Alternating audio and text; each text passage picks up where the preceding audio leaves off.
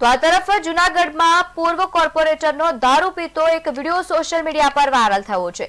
નીતિન પરમારની પત્ની હાલ નગરપાલિકામાં ચૂંટણીમાં ઉમેદવાર તરીકે સામેલ છે। આ અંગે આમ આદમી પાર્ટીના નેતા પિયુષ પરમારે અનેક સવાલો ઉભા કર્યા છે। બીજેપીની સત્તામાં ખુલ્લેઆમ પીવાઈ રહ્યો છે દારૂ તેવું કહેવામાં આવ્યું છે।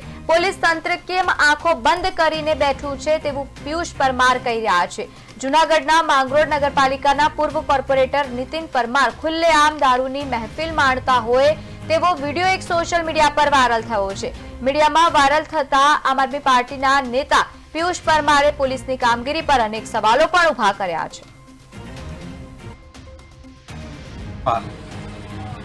માંગરોળ શહેરમાં છેલ્લા 2 દિવસથી એક વિડીયો વાયરલ થઈ રહ્યો છે।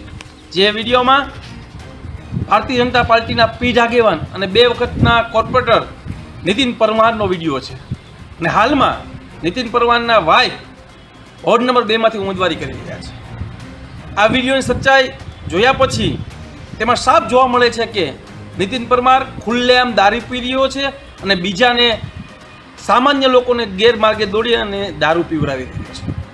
આ તકે હું પ્રશાસનને પણ પૂછવા માંગુ છું, ખાસ કરીને માંગરોળના ડીવાયએસપી સાહેબને પણ નમ્ર વિનંતી કરવા માંગુ છું કે ભારતીય જનતા પાર્ટીના આવા લુખ્ખા તત્વો દ્વારા ખુલ્લેઆમ દારૂ પીવામાં આવી રહ્યો છે અને વેચવામાં પણ આવી રહ્યો છે।